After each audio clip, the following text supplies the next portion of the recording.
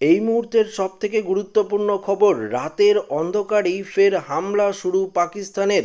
ভারতীয় সেনাবাহিনীদের তরফ থেকে কি পদক্ষেপ নেওয়া হয়েছে, প্রধানমন্ত্রী নরেন্দ্র মোদী বা কি পদক্ষেপ নিয়েছে, সমস্ত কিছু আপনাদেরকে এই ভিডিওটিতে একদম ডিটেলসেই জানিয়ে দেব। শুক্রবার সন্ধ্যা নামতেই ফের নিয়ন্ত্রণ রেখায় সংঘর্ষ বিরোধী চুক্তি লঙ্ঘন পাকিস্তানের, যার জেরে ব্ল্যাকআউট করে দেওয়া হলো জম্মুকে।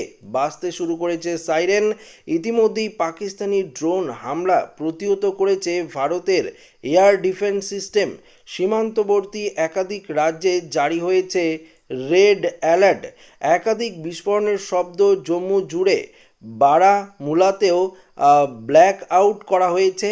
এদিকে পাঠানকোটেও ড্রোন হামলার চেষ্টা পাকিস্তানের। যুদ্ধের আবহে দিল্লিতে জরুরি বৈঠক বসলেন প্রধানমন্ত্রী নরেন্দ্র মোদী। এদিন শুক্রবার বিকালেই সাংবাদিক বৈঠক করেন বিদেশ মন্ত্রক। সেখানে বিদেশ সচিব বিক্রম মসরি অভিযোগ করেন, বেছে ধর্মীয় স্থানগুলিতেই আঘাত করে উস্কানি দিচ্ছে পাকিস্তান। দেশের সাম্প্রদায়িক সম্প্রীতি নষ্ট করার চেষ্টাও চলছে। এদিন রাতে রাজস্থানের জয়সলমীরের বেশ কিছু বিস্ফোরণের শব্দ শোনা যায়। জানা যাচ্ছে তা পাকিস্তানি হামলার অংশ, তবে ভারতীয় সেনারাও দিয়েছে জবাব। তো বুঝতেই পারলেন, বেশ কিছু রিপোর্ট দাবি করেছে জয়সলমীর বিমানবন্দর ছিল পাকিস্তানের টার্গেট। সেখানে আকাশে বেশ কিছু আলো চমক দেখা যায়। ঘটনায় স্বভাবতই ছড়িয়েছে আতঙ্ক, জারি হয়েছে রেড অ্যালার্ট।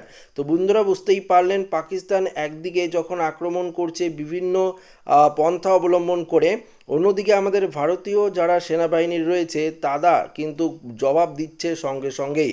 অর্থাৎ পাকিস্তানের সমস্ত কিছু পরিকল্পনা কিন্তু ভেস্তে যাচ্ছে।